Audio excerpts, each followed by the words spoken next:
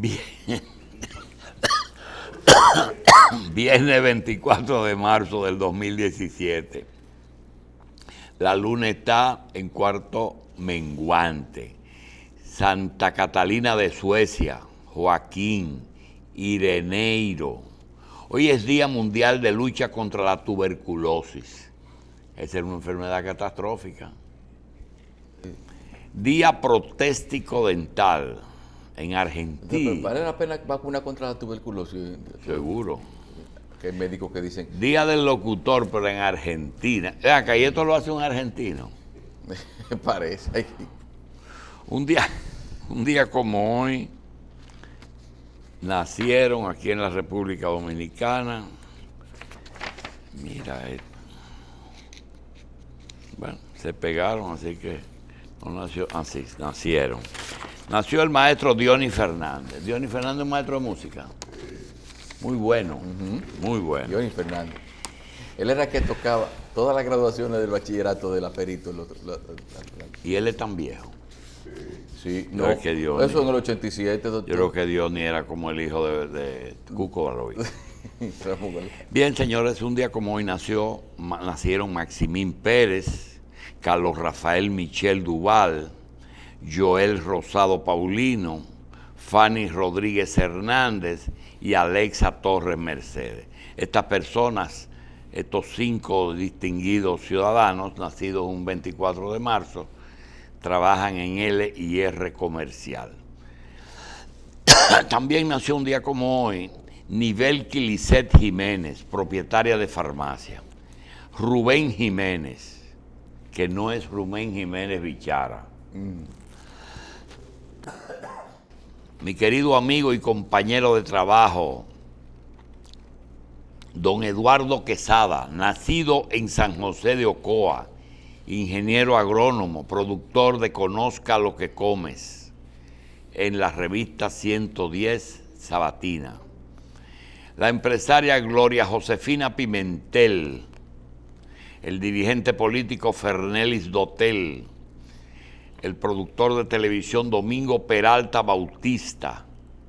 Mira, es Peralta, Domingo Bautista. Qué bien. El abogado Salvador Lluveres Peña, la publicista Alma del Carmen Espejo, el músico nuestro Wilfrido Radamés Vargas y Ramírez. Wilfrido Vargas nació un 24 de marzo, al igual que Jesús María Rojas Salou, uno de la tríada de los Rojas Salou. Jesús Rojas Salou nació un día como hoy. También nació un día como hoy la licenciada Angelita Collado Encarnación, hija del doctor Mario Collado Ramos, licenciada en Derecho. Entonces, a todos los que nacieron un día como hoy, les deseamos salud y larga vida. Se le está quedando uno, doctor. Se no se quedó. Déjalo tranquilo. Se le está quedando uno. Pero, doctor, ¿quién fue que le dijo a usted que si la revista era suya, tenía usted que salir en ella? Que ¿cómo iban a saber que Lico era suya? Frometa. ¿Quién? Lico Frometa. Pues como dice... Lico Frometa, cuando yo era colega de José Israel. Sí, sí. El doctor hace un cumpleaños hoy, señores. Él no lo quiere decir, pero él cumple años hoy. ¿Verdad? Sí, un año más de vida. ¿Y entonces qué hago? ¿Qué hago? ¿Qué? ¿Cómo? Casi siglo, José. Casi estoy al borde del siglo. Sí, uno primero Cumple días. Años. Lo primero cumple días. Sí. Tienes 14 días, ¿no? Sí, Para mí. tiene 6 meses. Después meses. Sí, 6 meses, 7 tiene meses. 7 añiñitos. Sí. Eso. Hasta que llegue entonces a tener décadas. 7 décadas y pico. Claro. ¿Verdad? No, doctor. No, pero si usted que hace tanta gala de... nosotros lo que hemos Pero visto la no, cosa... él se refería a don Lico, que era dueño de Impresora Margarita. Nos hacía una revista, hablaba poco. Cuando termina de imprimir a la ojea, me dice, yo le quiero decir algo. Usted nunca va a salir en esa revista. Digo, ¿y por qué? Dice, porque si usted es el dueño y usted no se pone, nadie lo va a poner. Bueno, usted conoce un dueño de medio que lo ponen, que no es el que se pone. Nuestro director, sí, nuestro director, y en una nota luctuosa, un amigo de muchos años, casi de toda la vida, falleció hace un rato. Falleció Reinaldo Pérez Rojas, Neney. Neney es hijo, o fue hijo, de don Polín Pérez, hermano de Isabelita, mi cuñada, y de oriundo del Mamey, Los Hidalgos, Puerto Plata. Neney falleció esta madrugada y será sepultado en su pueblo natal, El Mamey, Puerto Plata. Bien, quiero felicitar también con un día de atraso, además de Eduardo Selman, mi querido compañero de aulas de toda la vida, a un jovencito que cumplió 16 años ayer. Es un joven genio extraordinario. Se trata de Moisés. Él sabe quién es. Es un niño que tiene condiciones extraordinarias. Tú, por ejemplo, le dices a Moisés, 24 de marzo de 1940, y te dice, domingo. Y te dice, ese año fue domingo de resurrección. Sí. Memoria fotográfica. Pero automáticamente. Eso es un don, doctor. Una cosa. Sí, poca son gente tiene esa personas habilidad. extraordinarias que a lo mejor le da trabajo abrocharse el cordón del zapato, pero esas cosas Sí, así es. te las dice increíble. Un abrazo a Moisés y Eduardito, igual que a las personas que nacieron un 24 de marzo, a Jesús, a Wilfrido y a Angelita Collado. Dionis Fernández también, que son los conocidos. Quiero pasar una nota que la familia Vanegas me pidió que la pasara. La familia Vanegas Rivas, en su nombre y el de Franklin Alejandro Vanegas Rivas, desmienten categóricamente la desinformación ofrecida por el licenciado José Parra Báez, abogado de la familia de Mateo Aquino Febrillet, en el sentido de haber recibido una oferta de Blas Peralta y Peralta de la suma de 16 millones de pesos para que asuma la responsabilidad en la muerte de Aquino Febrillet. Esa información es falsa y solo busca crear confusión en la población. Ellos mandan esa nota. Vale la pena la aclaración porque empiezan a emitirse los juicios de valores en torno a la familia, de decir si actuaron bien o mal, porque hay gente que por cuarto se mete en todo. No, lo que pasa es que en el caso de Aquino Febrillet ya hay suficiente confusión con dos personas que dicen que cambiaron el testimonio. Sí. Entonces está claro el asunto. Derecho a hacer toda la aclaración del mundo.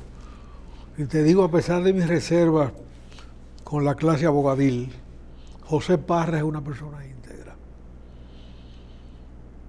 Si José Parra dijo eso, algo hay.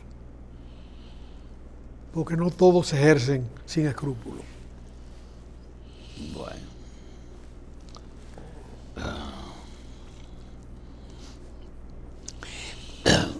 Otra cosa que queríamos señalar es, aquí hay personas, entre las que están hombres y mujeres, personas, hombres y personas, mujeres, que a veces se les ocurre la feliz idea de arrendar un espacio en un medio de comunicación.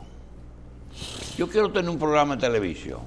Se van, ¿cuánto te vale? Te vale 50,000 pesos la hora. Sí. Yo quiero una hora semanal. Entonces comienzan, ¿y de qué? De variedades. Entonces comienzan a promover eso y se dan cuenta de que la publicidad no era como ellos pensaban.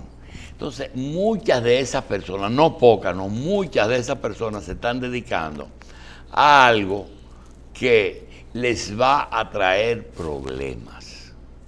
Y es, sin conocer el medio y sin conocer cómo se mueven las cosas aquí, y ese mundillo tan difícil que es el periodismo, con pies en diferentes lugares, han decidido esas personas comenzar o a usar un lenguaje descompuesto, pensando que eso hace que las personas escuchen los programas, o algo peor, o iniciar un proceso de chantaje en un mundo tan turbulento como el que está ahora. ¿Verdad? Ellos darle un latazo y después se aparecen donde el acusado a negociar chantaje. Sacar el abollado. Va a traer problemas, ¿eh? Sí. No, pero yo creo que más de ahí, doctor, yo creo que hay gente que se mete a los medios con la intención de hacer eso. O sea, que no es una consecuencia derivada de la falta de rentabilidad, el que hay gente que se mete en ese asunto. Algunos se meten así y otros se meten con alevosía y premeditación. Vamos a poner eso porque, y como quizá haya alguien que le haya dado resultados, pero tiene, lo que yo quiero decirte es que tienen que tener cuidado, que aparecen gente maltratada o muerta, y entonces, pero ¿qué fue lo que pasó? Que investiguen. Tienen que tener cuidado, y sobre todo las mujeres, porque hay un grupo de mujeres que está en eso. Sí. ¿Tú oyes? Sí. Están en eso. Quería también decir que otro consejo que queremos darle, tú sabes que ahora se usa que si tú gastas dinero en una película te lo descuentan del fisco, sí. Y tenemos el problema de que lo que se están produciendo en muchos episodios cómicos de largometraje. Sí, con la misma gente. Los mismos chistes de la televisión, pero con mala palabra. Bien, entonces yo quería decirle a esas personas que están buscando libretos y libretistas, que anda un libreto por ahí, que traten de ese libreto no materializarlo.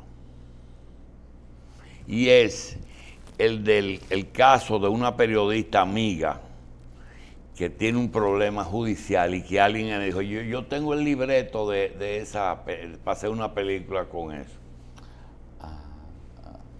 Que no se metan en ese problema. No, porque a veces hacen películas que son hechos reales, con la tergiversación de los nombres de los personajes. Y ponen la cláusula de que cualquier coincidencia con el mundo real no somos reales. Por eso es que hay que decir. Sí, la ponen chiquitica la letra. Sí, así es lo que pasa. Doctor, y se dan casos también de gente que se mete, así como usted dice, a hacer programas de televisión con un patrocinio supuestamente garantizado, pero que después llegan, como dicen, le sacan la alfombra. ¿Sí? Mira, Carlos, a mí no me gusta hablar de esto, pero aquí no es necesario ni comprar un medio, ni alquilar una gente fija para eso.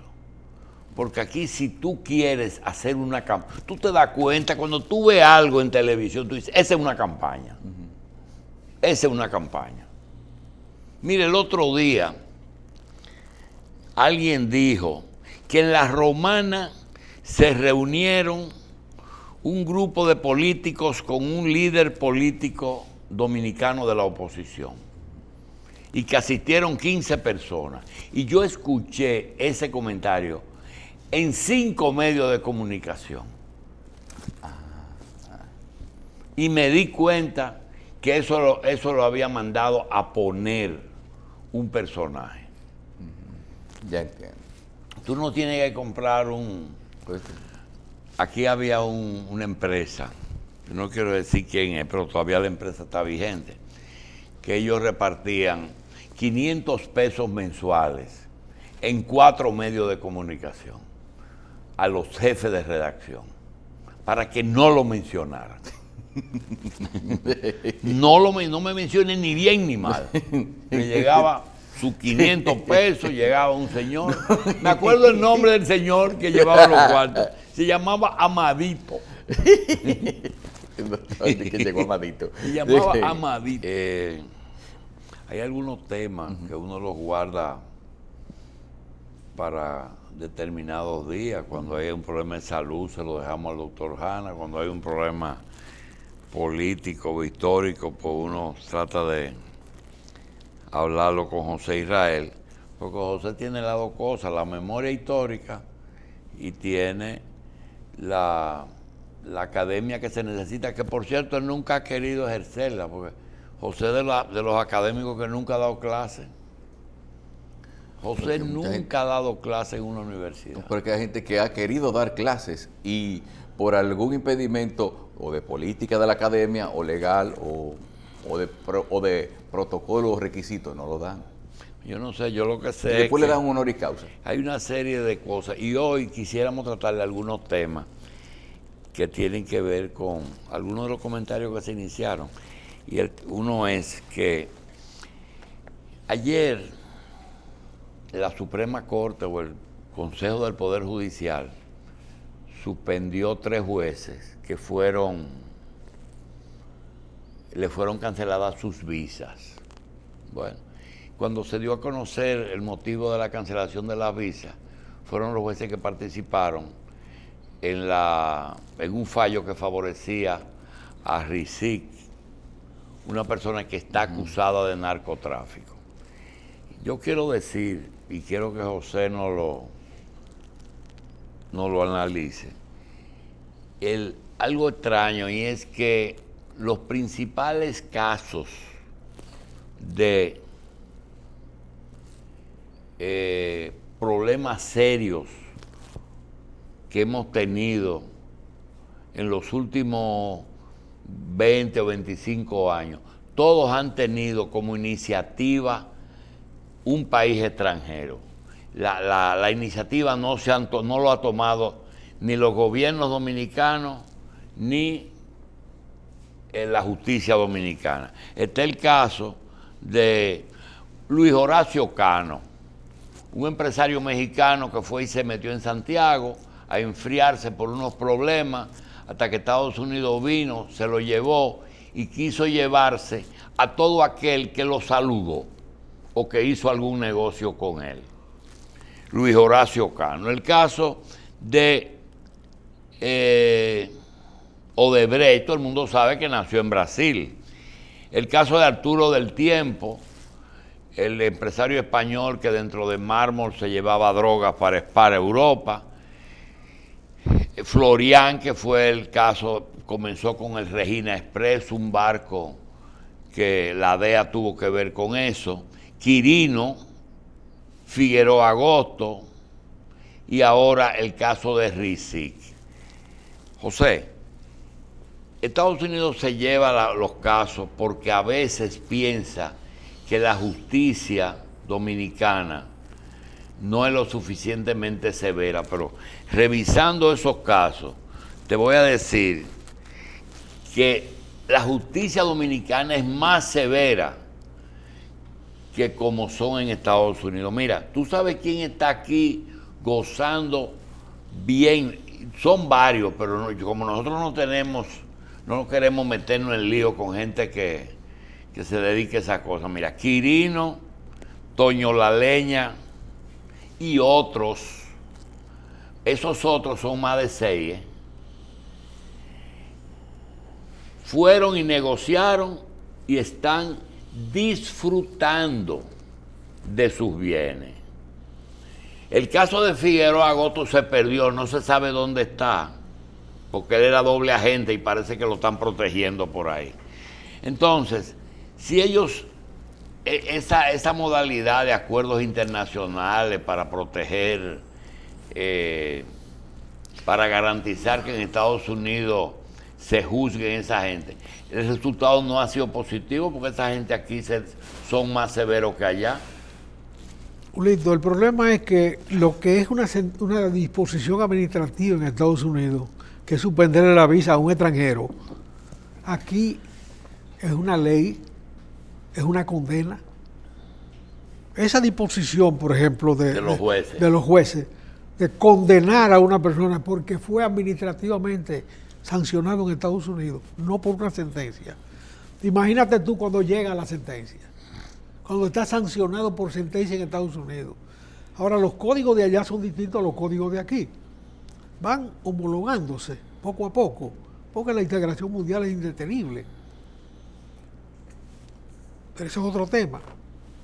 Entonces, cuando en Estados Unidos se llega a un acuerdo con un delincuente y él le proporciona datos que ellos necesitan, en su código, eso tiene un premio. Pero no en el código de la República Dominicana. Aunque aquí en la policía también tiene su premio. El chivato siempre es considerado como uno de los suyos. De manera que lo que se premia es no solamente un ejercicio nefasto para la salud humana, sino además el chivato, que es la degradación humana también. Pero no es la delación o la información lo que produce la libertad de toda esa gente que andan matando gente en la calle, ¿verdad? Sí, señor. Sí, señor. Hay una novela que se llama El cartel de los sapos, donde un sapo en Colombia es un chivato, un vendido. Un sapo de eso, viviendo legitimado en Miami, escribe una novela, él es sapo, en el sentido de que colaboró con los Estados Unidos, pusieron una pera pequeña y se quedó a vivir en Miami. Entonces narra la vida de estas personas que llegaron a la sapería, al chivatazo de su propio compañero, para legitimar su situación y sus fortunas. Porque aquí no se le ha confiscado nada a Quirino. Todos sus bienes y sus males están en sus manos. No, él anda en helicóptero aquí. Entonces, y está reclamándole al Estado que le devuelva bienes. Sí. Bienes que fueron incautados preventivamente. Pero él no tiene una sentencia de aquí. No. Para que los bienes sigan confiscados. Entonces eso con dinero se resuelve. Pero hubo un caso interesante, José. Cuando Domínguez Brito o... ¿Cómo se llama el otro que es fiscal que ahora es juez de la Suprema? Moscoso Segarra. Hacen no sé cuál de los dos, fue el que participó en el acuerdo con Estados Unidos. Parece que no le dejó los detalles a Berenice, y Berenice públicamente tuvo que pedirle al fiscal anterior que le dé la base mediante la cual se hizo ese acuerdo, porque hay una parte que no se publica, parece, de esos tipos de acuerdos. Bueno, pues hay una parte que no se publica, pero se tiene. Pero existe. Existe. Sí. Entonces, esa interrelación entre los Estados Unidos y la República Dominicana, en que una disposición administrativa de allá, no una sentencia, se convierte en ley en la República Dominicana y en sentencia en la República Dominicana, es muy desigual. No es que no haya colaboración entre las policías, porque si no el delito se te cuela entre los pies. Pero lo que no puede haber es una vulneración del sistema judicial de un país en detrimento de su soberanía, mientras sigamos siendo países. Ojalá eso termine un día. Pero incluso cuando termine y haya una justicia universal, no es verdad que una disposición administrativa en un Estado va a ser una disposición legal y una sentencia en otro Estado. Y aquí nadie se levanta frente a eso, sino al contrario, que se convierte en sentencia aquí. Entonces, no estamos defendiendo bandidos y sinvergüenzas, no. Es un problema de que o hay un sistema judicial uniforme o es el desorden. Y el hecho de cancelar o de sancionar a esos jueces, ¿se hizo porque le quitaron la visa o con la quitada de la visa vino algún intercambio de información en que se le dijo a la justicia dominicana por qué se quitó la visa? Perfecto, la información puede y debe existir, porque el delito es tan lesivo para ellos como para nosotros. Ahora, tú no puedes convertir en sentencia una disposición administrativa. Quitarle la visa a una gente es un problema administrativo. Y potestativo de un país. Eso no se hace por sentencia. Sí. Eso se hace por una disposición administrativa. Aquí vimos cómo la embajada norteamericana se convirtió en un emisor de anatemas sobre personas, simplemente quitándole la visa o bajándole el grado. B2 bajó a B7, una cosa de ese tipo, de su lenguaje. Crecimiento de la población y con el nacimiento o descubrimiento o implementación de los nuevos métodos de difusión diferentes radio, televisión, digitales, etcétera, ha cambiado mucho.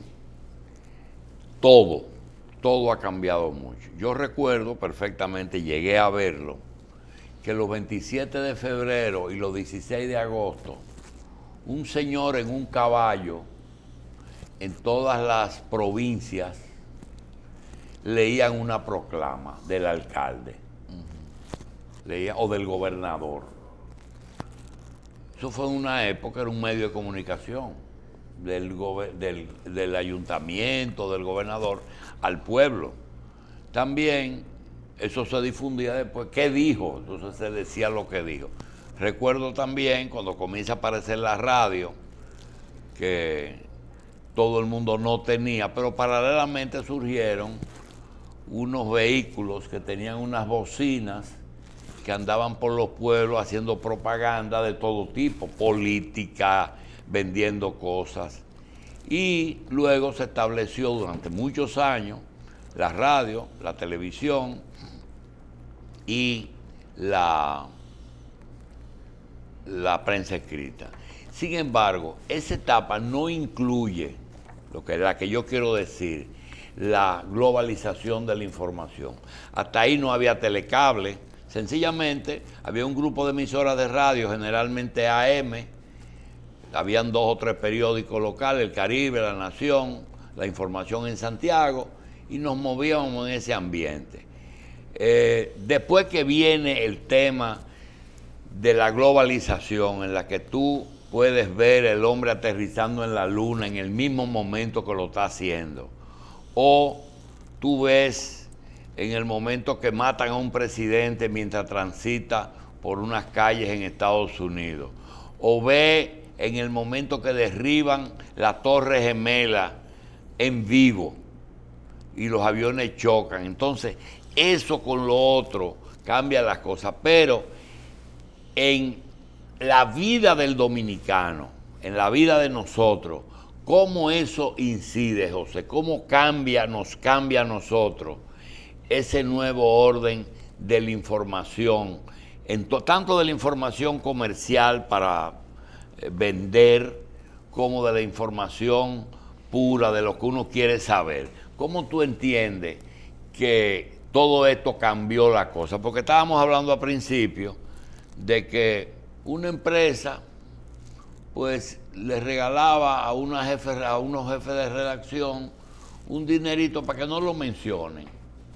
Ese era uno de los actos de mayor crítica de la época. Sencillamente no nos mencionen a menos que nosotros nos mandemos la nota de prensa. Pero que ahora se usa eso y mucho más, como comprar el medio, ¿verdad? Bueno, eso en una época de cuando Balaguer publicó las Memorias del Cortesano, dio lugar al error de una empresa que distorsionó el mercado, porque comenzó a comprar libros que entendían, lo mencionaba ellos, dentro de unas líneas silibinas de esas que escribió Balaguer. Y sencillamente el libro se vendió porque todos los recursos de la empresa se pusieron para comprar el libro. Y esa táctica, te voy a hacer... Eso no liquidó la circulación. No, te voy a hacer... Balaguer gozó muchísimo. No, pero eso. te voy a hacer un paréntesis. Y realmente los que compraban libros querían que comprándolo borraban lo que decía el libro, Exacto. lo que producían una edición adicional. Exactamente. Porque yo no sé por qué. A mí me dicen, el libro del Banco Popular de Alejandro Ullón lo recogieron entero. El que hizo Fran Moyapón. ¿Y para qué? Porque eso se hace una segunda. Esa fue un gesto genial del creador del Banco Popular. Sí. Porque Fran dice cosas ahí que normalmente a él no le gustan. Pero él recurrió, imprímase. Entonces, como tenía el sello del Banco Popular, la gente no lo leía. Pero lo promovió el mismo dueño. Él no va a promover nada. Él lo secó. ¿Él lo secó? Porque si tiene su firma, la gente dice, esto es complaciente, pero no es complaciente. Porque no habla bien de él. Ahora no se editó más. No se editó más. ¿Y lo recogieron? ¿Qué van a recoger nada? Simplemente sacaron 1000 ejemplares de la cuota mínima y se neutralizó el libro. Él es un demócrata porque propició un libro, Y los medios en un dueño libro de- que no lo trata con complacencia. Los dueños, los medios en manos de empresarios. ¿Hace un paso positivo o no? Bueno, más de uno se ha retirado de los medios, porque cuesta mucho. Cuestan mucho.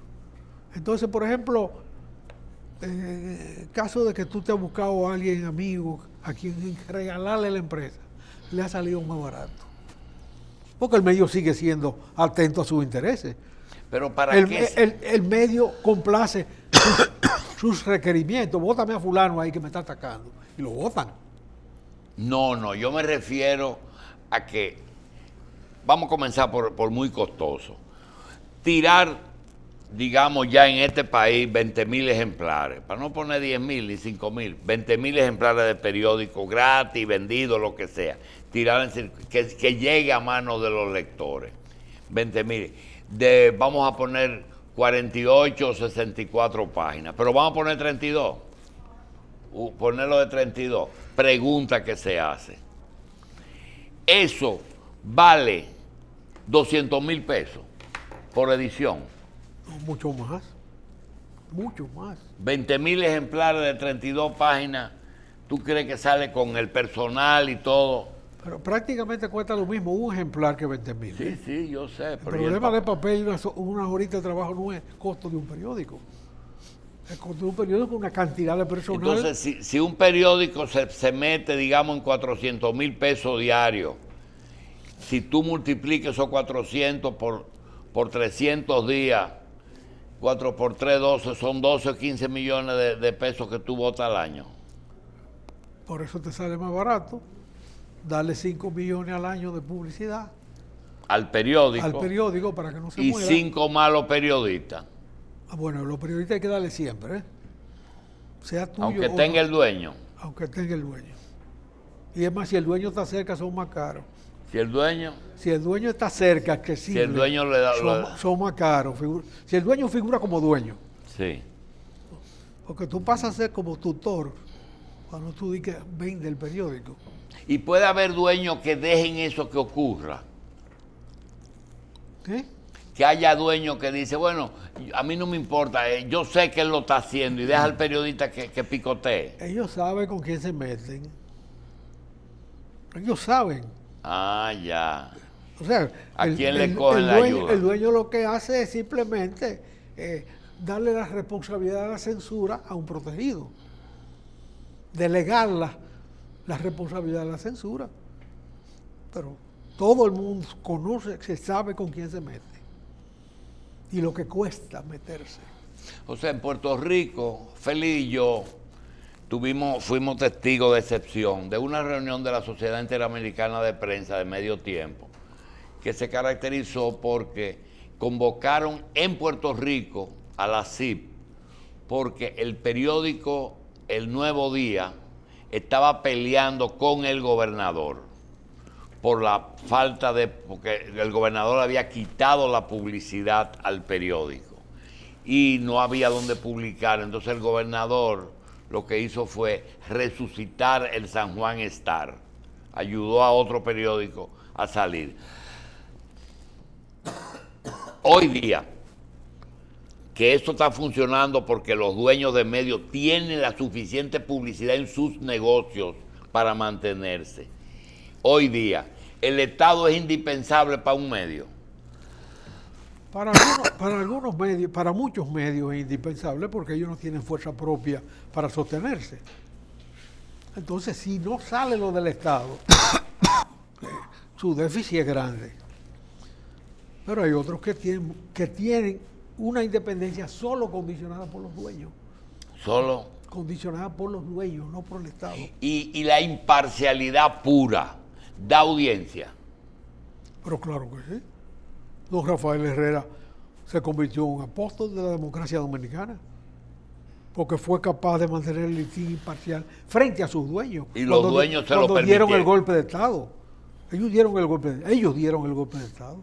Y el litín tuvo otra línea. Claro que sí. Combatió toda la ilegalidad del triunvirato y toda todos los atropellos de ese gobierno. Lo combatió de frente. Ahora no hay una calle con el nombre de Rafael Herrera. No. Y hay muchos significantes con calles y callejones y hasta avenidas. De gente que uno ni sabe quién es. Exactamente. No solamente significantes, sino desconocidos. Balaguer se quitó de arriba ese problema. Porque eso, paseo de los periodistas, ahí están todos. Hay tantos. Sí. Sí, no me vengan con un periodista específico. Pero Sí, sí. los otros han seguido premiando. Sí. Y en Y caso- paseo de los locutores. Ajá. Esta mañana estábamos revisando una publicación y vemos que hay una calle con muy, vamos a decir, muy conocida, muy céntrica de la ciudad, que tiene el nombre de un personaje que precisamente aparece firmando una convocatoria al comercio local para que dejara la luz encendida hasta la 1 de la mañana, porque ese día llegaba Trujillo del extranjero y había que dar un recibimiento esplendoroso. Entonces, una de las personas que cuestiona la foto, una red social, dice, pero ese señor tiene una calle, el que convocó el presidente del consejo del ayuntamiento para ese entonces, que era Luis F. Tomén. Y entonces uno se pregunta, ¿el nombre se lo ponen a la calle por lo que devino en ser esa persona después de la muerte de Trujillo, o por méritos en general? O sea, es como le reconocen a la gente lo que al que era de la era de Trujillo y era funcionario, y que ahora hay nombres, calles con nombre de ellos. ¿Es que le están reconociendo el haberle dado de espalda al régimen? Mira, eso es muy complicado. Depende de la sala capitular. Hubo una época que trujillistas en ejercicio e hijos de trujillistas muy activos y muy complicados prácticamente ocuparon el ayuntamiento del distrito en la sala capitular y se encargaron de hacer varios trujillistas. Pero para no dar vuelta, cuando tú ves Francisco Pras Ramírez era un intelectual de verdad. Ahora, esa calle, ¿por qué era el papá de Ibelice o por mérito propio? Toda esa vuelta que él estaba preguntando es para eso. Eso es decir, Es por la mérito cantidad propio. de gente que, Porque uno siendo no quiere personajes de la problema dictadura, hoy son reconocidos Uno no con quiere calles. problema con los hijos, ¿verdad? Mira, la única persona en este mundo que escribió un artículo en la prensa oponiéndose a esa iniquidad está aquí presente.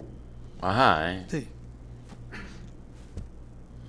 Sencillamente yo dije que eso no podía ser. En ese caso. Sí, en ese caso. En ese mismo. En ese caso. Hay una urbanización Fernández, que era el revocadero de chivo de una finca de Ludovino De Fernández. Ludovino y los hijos. Y eso se urbanizó y la familia le puso el nombre de Ludovino Fernández. a No una fue calle. urbanización Fernández por la familia, no fue Ludovino Fernández. Pero hay una calle que se llama Ludovino Ah. en esa urbanización. Ajá, ¿eh? Sí. Pero como consecuencia de aquella toma del poder por los hijos de connotados trujillistas que dio lugar a una calle como Francisco Paz Ramírez, nos encontramos con que hay un barrio de trujillistas, incluso con nombres de calle de personas a las que se le había quitado, porque habían sido presidentes títeres de Trujillo. Francisco J. Peinado, Sí. Manuel de Jesús Troncoso, Sí. Esas calles estaban allá abajo, y se quitaron en en la, principio. sí, en la parte que no, de la ciudad más vieja. Se quitaron, la gente le arrancó los letreros y todo. Y después en un ayuntamiento manejado por esos criterios, le dieron sus méritos que en términos intelectuales pueden tenerlo, pero en términos políticos son muy complicados. Porque esas presidencias interinas de Trujillo, nadie la ha estudiado en la historia. Sí, pero que La den- gente- los historiadores le tienen miedo. Sí, a pero estudiar esas eso. son las presidencias interinas. Pero cuando tú coges a aquella gente que hicieron algo bueno, por ejemplo, Ortega Frier vivió la era de Trujillo completita. Y yo creo que tú le pondrías una calle No, Julio Ortega. Tú no- fue superintendente de enseñanza de la ocupación americana, Ortega Fier, y no dejó una página memorable en su historia. Tú no le pondrías a Julio Ortega Frier. Pero de ninguna manera. La calle Julio Ortega Fier se la pusieron porque ahí estaba la finca de él. tú le pondrías... Él tenía algo- una finca, siendo rector de la universidad, le vendió ese terreno a Trujillo para construir la ciudad universitaria. Tú Una le- decisión acertada, pero en beneficio de él. Pero tú le pondrías una calle a Ramón Emilio Jiménez, el padre, Bueno, si fue por la Por el canto a la si escuela. fue por la cacata que dio, por la... por la cacata llamada Milo. Sí, pero por los hijos uno no puede jugar. Bueno, No. No, me sorprendió, hay una calle con el nombre de Ulises Ceró todavía, ¿Quién? en la margen, Ulicero. ahí en la calle que queda, donde estaba la destilería de Barceló, en la zona de Villa Duarte. Y yo digo, qué raro, de aquel lado está la calle de Lili y la calle de Camaño está del otro lado también, la avenida del Puerto. Entonces, se puede recordar una gente por lo poco que haya hecho, por lo poco bueno que haya hecho. De Lili no sé de nada bueno que haya hecho, pero... ¿De Lili? De Lili no recuerdo nada que amerite que se le pusiera una calle. Claro, claro. Sí, Lili, sí. Lili hizo los Lili fue el ferrocarriles. cambio de aquí. Lili hizo los ferrocarriles en este A país. los ferrocarriles, sí. Y creo que la luz vino con Lili. Bueno, la luz llegó porque la luz estaba llegando. Iba a al mundo llegar entero. a toda parte. Eso no la montó Y él estaba él. aquí, él no fue que No la la montó. montó él, fue un americano que vino y la instaló. Y montó una compañía Sí. eléctrica. Mire, otra... Pero el auge económico del país en ese momento, Comenzó con él. fue un momento de auge económico, pues Bien. naturalmente facilitó que llegara la luz.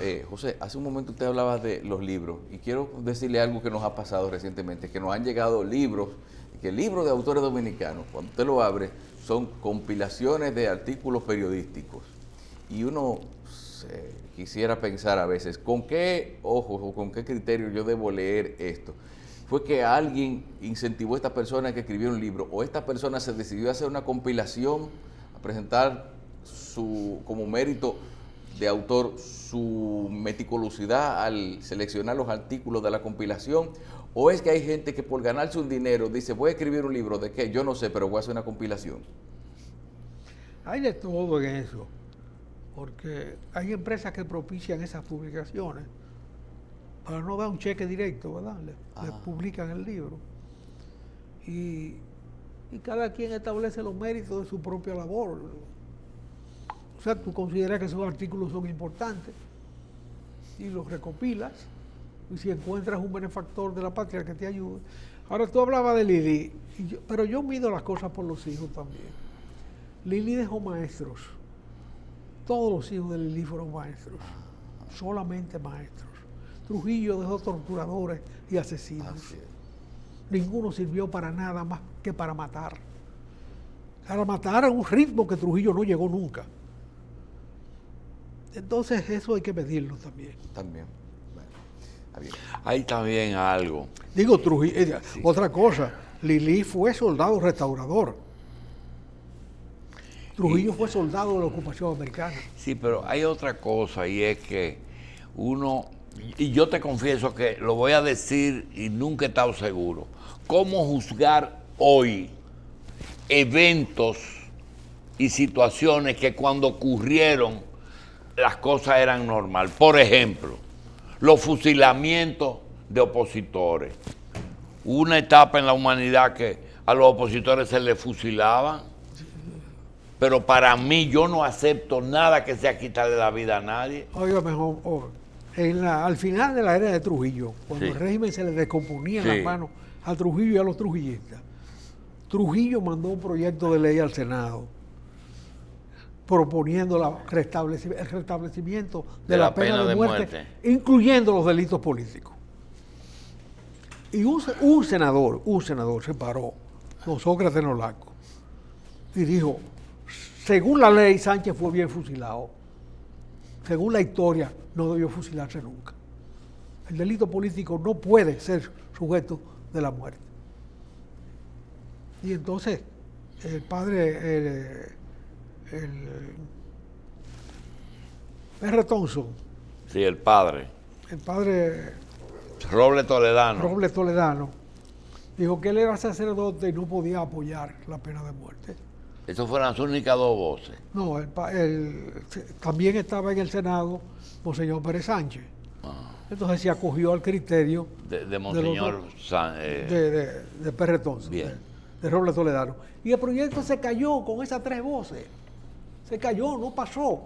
Que siguieron matando, claro, después de eso mataron a la Mirabal, pero sin sentencia, una decisión puramente criminal. La esclavitud. Claro. La esclavitud era algo, ¿verdad? Ahora, el juicio de esos personeros ambiguos tiene que hacerlo el historiador y el literato. Cuando tú lees la biografía de Fouché, por ejemplo, de Stefan Zweig, tú te das cuenta que hay un literato ahí que, conociendo la historia, es capaz de reconstruir un personaje en toda su intimidad. Y ese es el papel de la literatura y del biógrafo. Y es que ese no es el Fouché o que él lo reconstituye. No, ese es el Fouché reconstituido para una biografía donde se entiende el alma. ¿Tú te crees que Juan Bosch es un personaje simplemente de elogio? Juan Bosch fue un hombre que hizo política con muchísimos recursos. ¿Puede dibujarse la realidad de Juan Bosch sin su ambigüedad en la relación con Balaguer? Sin entender el contenido de esa identidad que ha permitido a algunos decir que eran pitcher y catcher. Pero ¿y cómo es posible que dos hombres tan diferentes tuvieran una íntima y se fusionaban en un momento? Porque según tú, no eran cosas transitorias, que ni siquiera tenían que reunirse para saber lo que tenían que hacer, ¿eh? Cada quien sabía el papel que tenía que jugar. Pero claro. Pero yo me pregunto, ¿fue tanto o era coyuntural? No, era una identidad.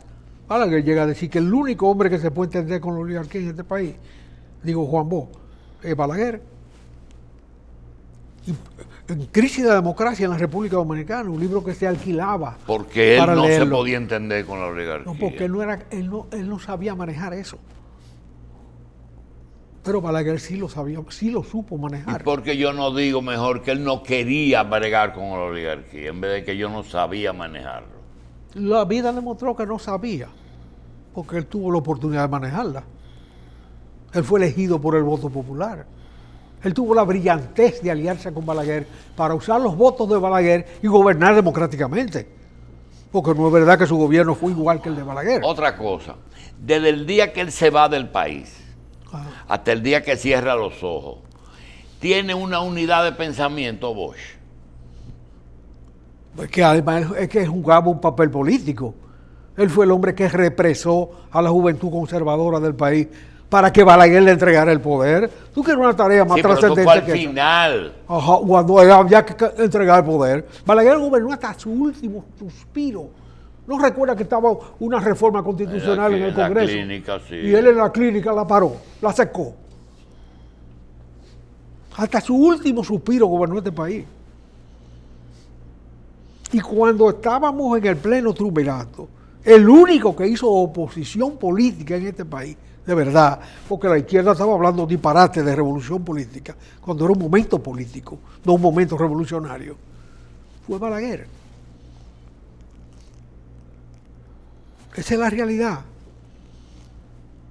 Mientras Juan Bosch estaba seco allá, callado prácticamente, pero planteando cosas trascendentes, porque Juan Bosch siguió planteando cosas trascendentes. Bien, vamos. Pero un buen día él tenía el grupo político necesario para la sucesión y obviar una generación que en definitiva se había obviado ella misma. Las Everdor, ¿tú sabías de Ever Last Door, sí. Y empiezan a surgir preguntas que uno no sabe realmente cómo contestar sin equivocarse.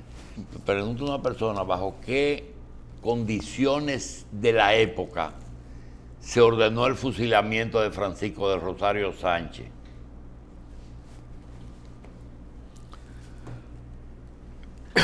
Don Sócrates Nolasco lo sintetizó muy bien cuando se opuso a la pena de muerte por razones políticas.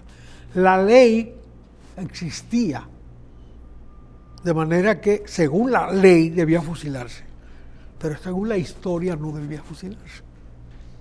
Sencillamente. Pero peor que el fusilamiento de Sánchez es el fusilamiento de María Trinidad Sánchez. Al año exacto de la proclamación de la independencia y del establecimiento de la República Dominicana. Eso es más perverso, y lo hizo bajo gobierno de Santana, ¿no? Ahora, eso de quererlo resolver sacándolo de la tumba, moviendo la tumba, Sí. me parece una tontería. Hay que resolverlo en el estudio de la historia. Y eso Es ahí donde hay que resolverlo. y ¿Por ese- qué la anexión? ¿Por qué la anexión a España? ¿Por qué la renuncia de la independencia por la espada de la independencia? Eso no fue en un interés personal. Pero era que el país no estaba listo para ser libre en ese momento, no estaba maduro. Yo no Porque soy... ningún país estaba maduro entonces. Bueno, pero maduran en la lucha. Seguro. Porque con la anexión se construyó la República Dominicana. Es la guerra restauradora la que sintetiza la lucha de los dominicanos por ser independientes. Entonces, de alguna manera, Santana le puso la tarea. Lo que sí es verdad que a partir de ahí Haití no ha intervenido militarmente jamás en el país. A partir de la anexión se le acabó la mala costumbre y el país estaba exhausto con 12 ingresos al territorio dominicano de haitianos desde la independencia. De manera que es un hecho de historiadores. Lo que pasa es que los historiadores aquí son haraganes. La era de Trujillo, que estaba más próxima a ellos, no la han estudiado. Simplemente se han recopilado papeles, pero el estudio de la historia no se ha hecho. Sí. José, la responsabilidad de un militar en un conflicto bélico, es decir, estábamos hablando recientemente acerca de si se puede culpar a un militar de la muerte de una persona posteriormente reconocida como prócer, cuando esa muerte fue producida en el cumplimiento de un deber. ¿Es justo culpar a un militar por matar a una gente cumpliendo una orden o estigmatizarlo por el resto de su vida por ese hecho? Mira, eso es complicado porque hay un problema de conciencia. Una cosa es el fusilamiento cuando hay una sentencia. Por eso no me explico por qué los de Olio Montero siguen repitiendo el apellido. Porque quien dirigió el pelotón que fusiló a Sánchez era un de Olio Montero. Yo dejara diluir la segunda parte. Entonces, si se puede diluir, no debió hacerse, ¿verdad? Claro. Visto desde hoy. Ahora, otra cosa es coger un preso y fusilarlo sin sentencia, como pasó aquí con los héroes de Constanza Maimón Heterodondo. Que lo fusiló Ramfi con una besania espantosa. Ramfi y los suyos. Son dos cosas diferentes. Sí. Bueno. Pero, ya te digo, los historiadores han perdido, teniendo ese inmenso dinero que se ha botado en la UAS. Han perdido la oportunidad, por ejemplo, de completar el estudio de Galíndez sobre la era de Trujillo, porque necesita muchos investigadores para hacer lo que hizo un solo investigador. Es un libro monumental, el de Galíndez. Galíndez se conoce porque Trujillo lo mató, no por su libro, que ha tenido una circulación muy discreta en el país. O sea, en otro orden de ideas, en términos generales, hay por ahí una palabrita que dice, si coincido con alguien, si es con fulano, tengo que revisarme. Y tú a veces lo usas. Realmente, sin temor a coincidir con nadie, ni estar defendiendo a nadie.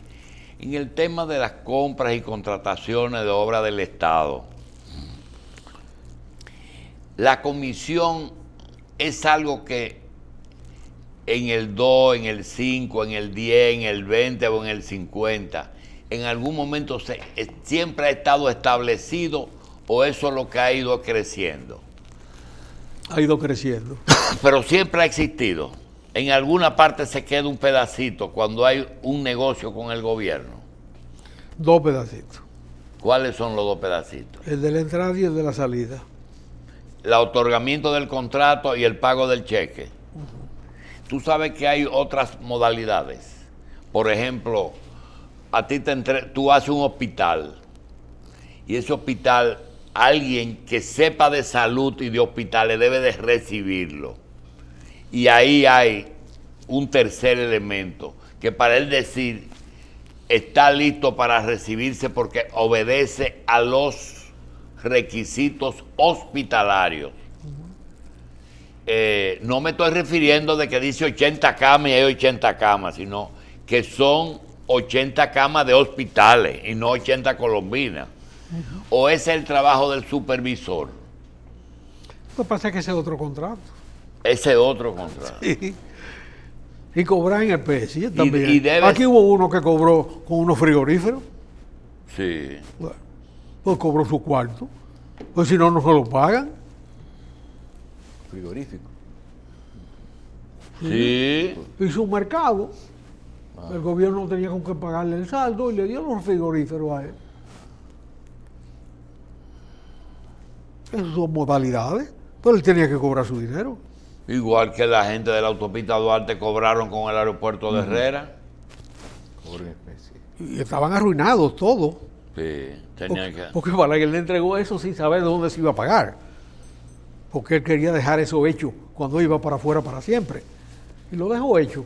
Y después esa gente estaban volviendo locos. Todos sus ahorros de 20 años de trabajo, 25 años de trabajo, estaban metidos ahí.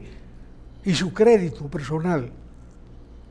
Y entonces, bueno, se encontró una solución salomónica entregándole los terrenos de la... A propósito de eso, se me ocurren tantas del cosas. aeropuerto. ¿Tú crees que un programa de gobierno razonable, bueno inclusive para el país, que diga, miren, yo no voy a hacer nada, yo voy a terminar solamente la cosa que hay pendiente, sería imposible hacerlo en 4 años, ¿verdad? Mira, eso lo ha hecho una sola persona en este país como gobernante. Aquí, Eduardo Estrella. ¿Qué? Cuando lo mandaron a la casa. a la casa. Sí.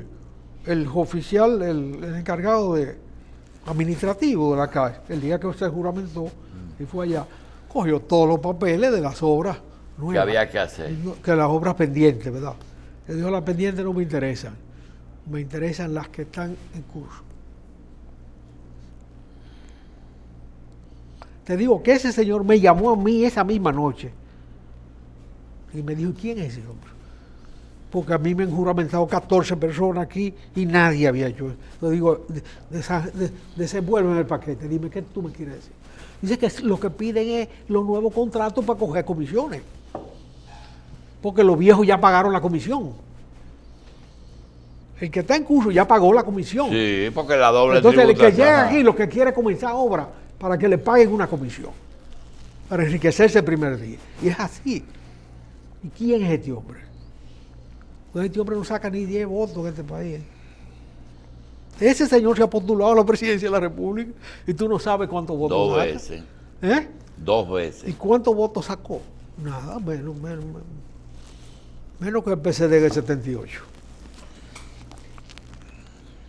De manera que es así. Eso es parte de la vida.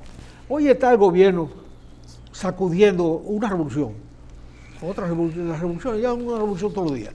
Aquí hay uno diciendo que un decreto que se va a emitir hoy sobre la necesidad de que el dinero esté reservado para el pago antes de que se haga el compromiso es una revolución administrativa. Lo dice el director de presupuesto.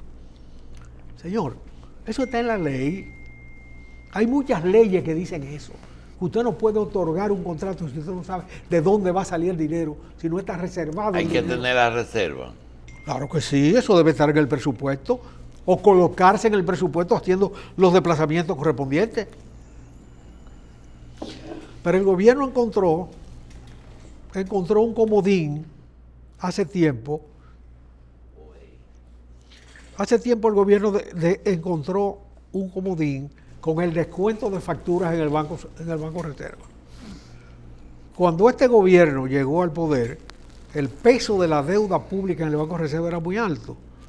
Y el nuevo administrador del Banco Reserva sencillamente cambió el acreedor. ¿A quién le debía el gobierno? A una persona. Entonces se creó, con los descuentos de factura, un negocio de 3 patas. Yo te doy tu dinero, tú me pagas intereses pero el gobierno que me debe. Entonces pusieron eso como deuda del Estado, deuda privada en lugar de deuda del Estado. Pero siguieron haciendo el jueguito. Ahora volvieron a tener crisis al respecto. Están llenos de deudas descontadas en la banca y en sectores financieros poderosos. José. Entonces ahora disponen lo que dispone la ley. No, hombre, no.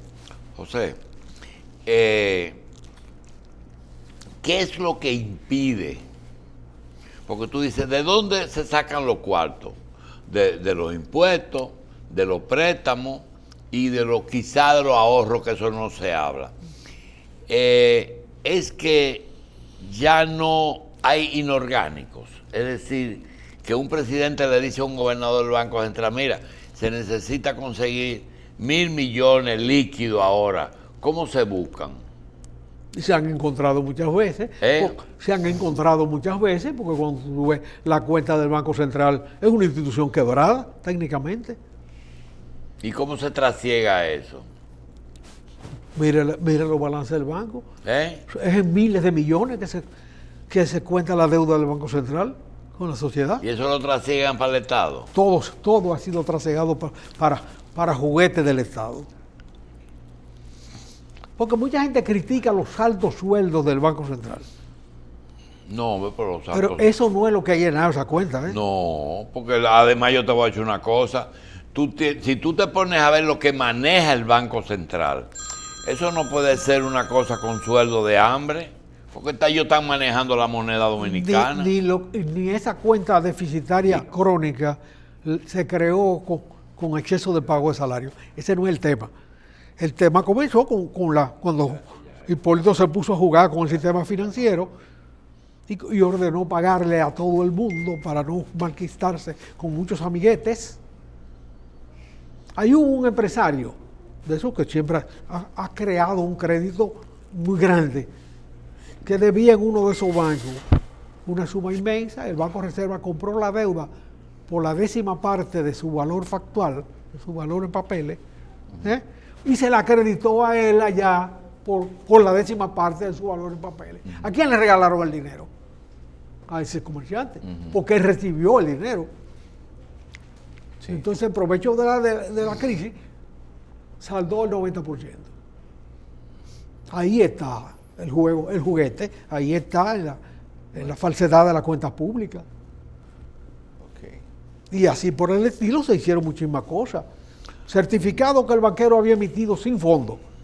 O sea, ábremele un certificado a fulano para que pueda cobrar unos intereses y ahí yo le pago su participación en los programas de televisión. Muy discreto pago, ¿verdad? Pero a la hora de la crisis ese certificado se pagó en dinero. Yo no había puesto dinero en el banco.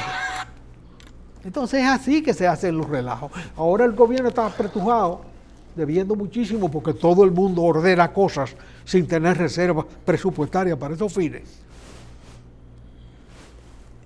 Y considera que se va a hacer una revolución administrativa. Óyeme. Lo que debió hacerse desde un principio. Hay un amigo tuyo y mío que hace unos comentarios por la tarde en radio. Y generalmente son comentarios de oposición dura y con argumentos muy valederos. Sin embargo, ayer hizo una pausa y yo quisiera ser justo y quiero felicitar al ministro de Educación, que no lo conozco, decía él, pero que ha hecho un acuerdo con la OEI. ¿Qué es la OEI, Carlos? La Organización Estados Iberoamericanos, tiene su página. Organización de Estados Iberoamericanos para la Educación, la Ciencia y la Cultura. El programa. ¿Y eso no era la UNESCO? No, este es un organismo diferente, doctor. Precisamente el acuerdo fue para la provisión de computadoras para maestros y estudiantes. Es lo que decía, que ese era algo que un ministro cualquiera o un gobierno cualquiera le hubiera convenido porque se hubieran ganado unos cuartos comprándolo. Sin embargo, ellos pusieron en manos de esa organización internacional la adquisición de esos equipos, lo que es encomiable. ¿Tú sabes algo de eso? Yo he visto lo que ha salido en la prensa, pero aquí se han hecho varios espasmos ya de digitalización del sistema educativo. Y se ha botado mucho dinero en eso. ¿Tú te recuerdas una vez que una ministra de Educación, porque el cargo fue de hembra por mucho tiempo, llegó a un acuerdo con Codetel para instalar unos furgones fuera de las escuelas, porque en las escuelas no había espacio para poner esas cosas. Aulas virtuales. Y para mantenerlo con seguridad. Y se instalaron en muchísimas escuelas en el país, pagados por Codetel, aulas. Aulas virtuales para la enseñanza, se llama Proyecto AVE. Bueno, uno de esos, en una provincia del norte, era un prostíbulo, porque el sereno, a base de no hacer nada ahí, terminó utilizándolo para alquilar pedazos. Ay, Dios mío. Pero no un prostíbulo, sino un dormitorio de prostitución. Dormitorio. De prostitución o de cualquier. Un motel que le montaron a él. Entonces así no. ¿Quién garantiza que eso se va a manejar bien? Ya es otra cosa. Creo que también hubo un intento, así como usted dice, de digitalizar o de modernizar la manera de educación, que incluía montar un televisor plasma por aula en escuelas, pero que yo estuve en varias escuelas donde nada más quedaba la base, porque se lo habían entrado a robar. O sea, qué respetuoso, dejaron la base. Porque no le daba tiempo de desatornillarla, pero la robaron. Sí, también. No, pero vamos a ver cosas más benignas. La misma Codetel en una oportunidad financió una renovación del Liceo Juan Pablo Duarte. Creo que costó como 80 millones. Borrar todo lo dicho que había en la pared y toda la porquería en los baños. Salía más barato construir una escuela nueva que borrar la cantidad de indecencia que había ahí. Bueno, al cabo de 5 años la situación es igual. Entonces no se corrigen las cosas así. Ese dinero que se usó en la construcción de aulas, ya que parte de esas aulas ya están construidas, ese dinero, ¿en qué se debe usar? ¿En aumento de salario del profesor o en la capacitación de ese mismo profesor? Mira, los salarios de los profesores se aumentaron sustancialmente como el primer gasto grande que se hizo a raíz de que la escuela conquistara el 4% del presupuesto del Producto Interno Bruto sacado del presupuesto nacional, que es como el 18% del presupuesto para el sistema educativo. Pretender un aumento salarial cada año, teniendo como base el aumento alto que se hizo originalmente, es desmedido. Y es desmedido con respecto a los recursos que maneja el Estado. De manera que ahí hay un desfase, un desentendimiento entre facciones del propio PLD. La facción que está al frente del sindicato de maestros, que se debe a él, y la facción que está en la administración de esos recursos, que se debe a una administración adecuada de los recursos, por lo menos con un mínimo de rigor. De manera que es un conflicto interno que debe dirimirse en el comité político, ¿verdad?, que es el que manda en este país. Bien. Porque en el comité político se discuten los problemas de Odebrecht. Bueno, mire, también, usted hablando de la educación, me trae a la mente algo que yo he dicho, de que en las escuelas se demuestra también de cómo se han dedicado muchos recursos a luchar contra las consecuencias de la delincuencia y la drogadicción. Porque hay muchísimas escuelas que antes el dinero que se ha invertido en subirle línea de bloc a las verjas perimetrales o a quitarle las verjas perimetrales de valla ciclónica que tenían alguna escuela antes para convertirla en paredes de bloc solamente, uno se da cuenta que dicen, oye, pero yo creo que si la delincuencia nos ha hecho gastar mucho dinero que debió haberse gastado en otras cosas, en las escuelas, en las casas, en los comercios, ¿no saldría más barato enfrentar a la delincuencia o nos redituaría muchos beneficios en lugar de incentivar que cada quien instale su propio sistema de seguridad? Mira, la delincuencia no se combate más que con empleo. Padre. Pero una generación de delincuentes no se combate más que con la muerte. Se agota cuando se muera. O sea, tú tienes que generar el empleo para los que se integran de nuevos a la vida pública, a la vida productiva. Sí. Cuando el muchacho tiene que salir de la casa a buscar trabajo, tiene que encontrar trabajo. Al cabo de una generación, tú has reducido considerablemente la delincuencia. Pero el que le arrancó 10,000 pesos a otro caminando en la calle, no se va a ganar 10,000 pesos de hoy trabajando. Entonces es un delincuente graduado. Tiene su título ya de delincuente porque le tumbó 10,000 pesos a uno. Y él siempre piensa que el próximo va a tener 10,000 pesos. En el próximo le puede salir un balazo y entonces ya ese delincuente no existe. Lo único que nos queda por hacer ahora ante la situación que nos tiene a todo el mundo preocupado es hacer porque los que vienen subiendo no sean delincuentes y tolerar durante 30 o 25 años a los delincuentes actuales. No, reprimirlos, tolerarlos no.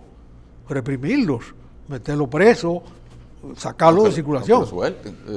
Ahora hay alguna gente que se toma la justicia por sus manos y termina equivocando el tiro. Porque eso no, tampoco. Bueno. Tú no puedes tomarte la justicia por tus manos. Aquí hay delincuentes que lo han descuartizado en la calle. Bueno. Y eso envilece una nación. Bueno. Bien. Tenemos una nota aclaratoria de la familia Vanegas Rivas.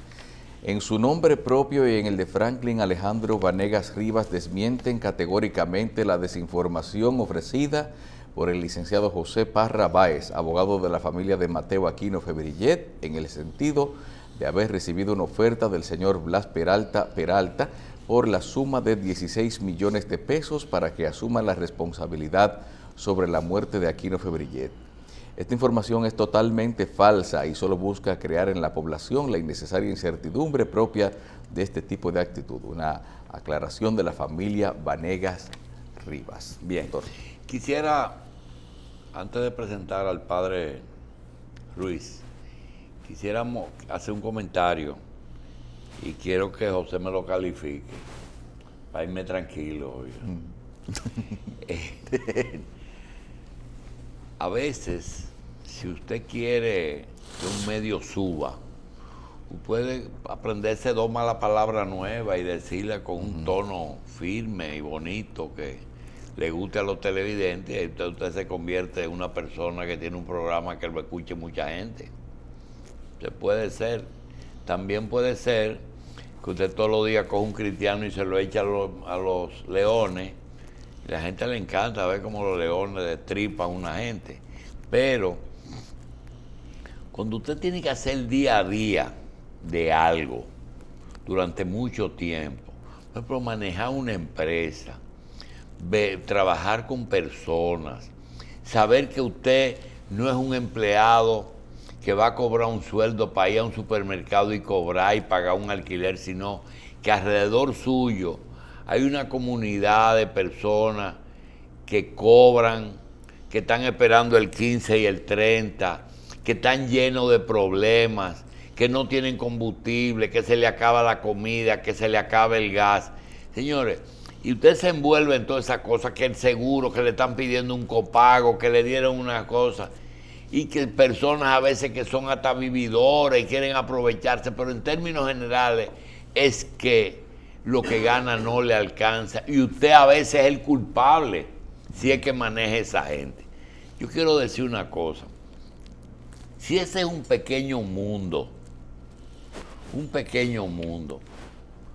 ¿cómo se hace un gobernante que tiene que gobernar un país de 10 millones de habitantes con unos vecinos que prácticamente se suplen de aquí y unos turistas, y que tienen que darle comida posiblemente a 20 o a 22 millones de personas, con tantos intereses, ¿verdad? Inclusive intereses de su propio partido y de él? Yo digo, y dije una vez, ¿para qué un hombre que conoce el Estado, y eso se lo dije yo a Danilo en un programa de televisión, ¿para qué se mete de nuevo, eso se lo dije en el 2008, a luchar después del 2000 que perdió? Si sabe que no se va a poder resolver el problema del país y ningún problema. Después, eso se dijo aquí a las 8 de la mañana, a las 10 había una reunión en el 5º centenario en la que yo coincidencialmente me encontré en la puerta con él y me gritó para hacer lo que nunca se hizo. Cuando una persona llega al poder, yo estoy plenamente convencido que toditos quieren hacer algo.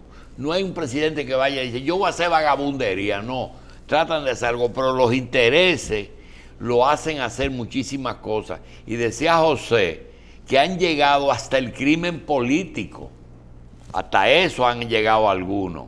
Sin embargo, en este momento en que es como la arepa, por toda parte problema. José, es posible que la clase política dominicana, en vez de estar chachareando, plantee algo con miras al 2020, que sea razonable, que hasta el mismo presidente, el mismo partido se dé cuenta de lo que está pasando y comencemos a pensar en que no se va a resolver las cosas, pero podemos hacer este país más vivible. Mira, Julito, realmente la República Dominicana es otro país. Es así. Es así. Es así. Nosotros nacimos en un país, vivimos en otro país. Es así. Nos aproximamos a 7 millones de turistas al año. Ahora mismo estamos casi en 7. Casi en 7. Tenemos 6 aeropuertos habilitados en el país que facilitan el desembarque de ese turismo. Una parte importante de esa infraestructura. Casi 700 mil millones de presupuesto de pesos. Óyeme, 700. Cuando tú hablas de esa cantidad, tú has presupuestado que esos ingresos se van a producir. Sí, Sí, presupuestado. Bien, tú no te puedes salir de ahí. Es el gran problema, que quieren llevar a una velocidad mayor de la que la economía dominicana autoriza. La economía dominicana incluye el endeudamiento externo, pero ha habido mucho endeudamiento externo para no hacer nada en el país, para que 4 vivos se los roben. ¿Para qué sirve Merca Santo Domingo? Dime, Julio. Ahora mismo no está sirviendo nada, pero fue hecho con un buen objetivo. Bueno, ese fue el objetivo del rótulo para conseguir los cuartos prestados en España. Exacto. Porque había un nicho de prestar. Pero aquí nadie sabía ni sabe para qué sirve eso. Tú vas por ahí y tienes más vida un cementerio que queda al lado. Solamente cuando vaya al cementerio. Tú encuentras más vida en el cementerio que ahí adentro. Entonces no nos perdamos. Se hace mucha porquería con los recursos disponibles. Es la realidad, es el temor que tiene mucha gente justa. Y esas prioridades. De que el 4% no va a servir para nada. Mucha gente lo teme así. En las escuelas hay cientos de escuelas que no se han terminado. ¿Por qué no se han terminado? Es preferible no poner el primer blog si tú no vas a terminar. Y terminarla y dejarla cerrada, como tú puedes verla en muchísimos parajes del país. Porque simplemente se entregó por favor un contrato a un muchacho, acabado de graduar, hijo de un compañerito. No tiene sentido. Regálelo de otra manera. Pero tú puedes ahora mismo hacer un programa para el 2018 diciendo, nosotros tenemos suficientes vías de comunicación para comunicarnos. Este año, 2018, nosotros no vamos a hacer autopistas, vamos a arreglar las que están malas. Eso se puede hacer, o terminar las que están inconclusas. Sí, pero ahí no hay parte.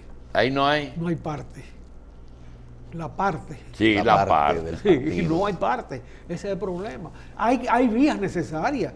Por ejemplo, aquí se ha planteado la carretera que una a Montecristi con Puerto Plata. ¿Cuántos kilómetros son? 40 kilómetros. Que no hay que hacer una vía, no hay que hacer 4 vías. Ni hay que asfaltar, pavimentarla con hormigón. Con 2 vías basta, porque ella se va a desarrollar en sí misma. Pero tú sabes la virtud que tiene este país, que el aeropuerto más importante fue hecho con capital privado, con iniciativa privada.